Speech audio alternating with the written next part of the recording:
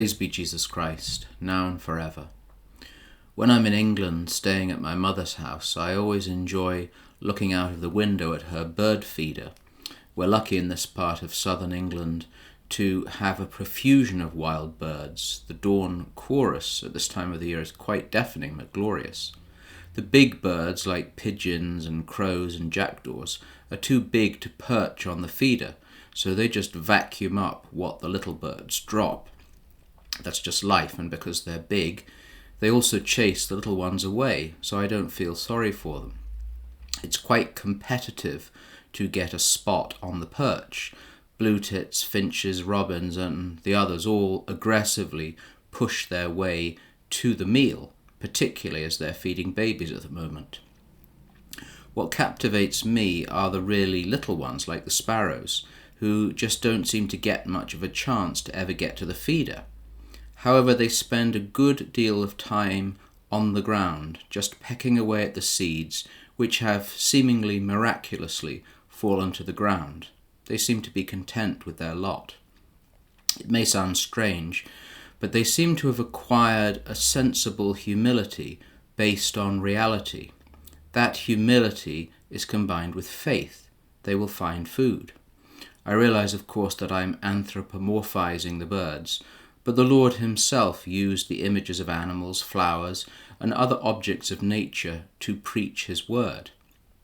Reminding us to avoid anxiety, he spoke of our value as being much greater than a sparrow.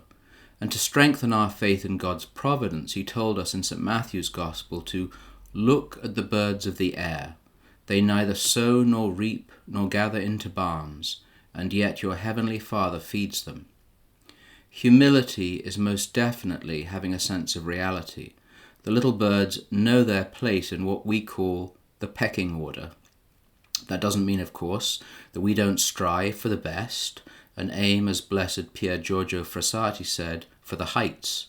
Humility based on reality is sensible when linked with faith, and that's a harder combination. Think, for example, of that extraordinary encounter between the pagan Syrophoenician woman and Jesus. Remember when she asks like a dog for the scraps from the master's table, and Jesus praises her great faith and heals her daughter. Somehow the description of someone as having an arrogant faith just doesn't work. If they have, they're foolish.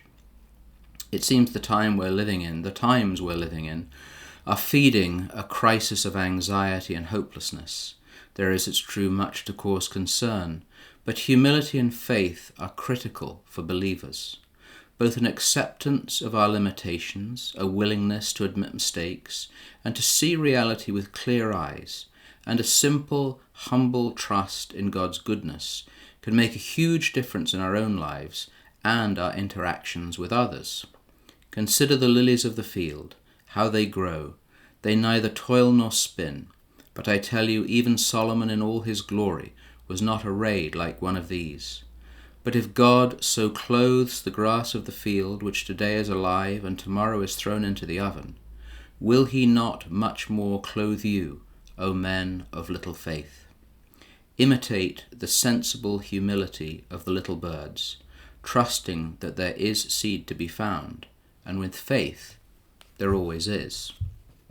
Brethren, rejoice, be perfected, be comforted, be of the same mind, be at peace. And the God of peace and love will be with you.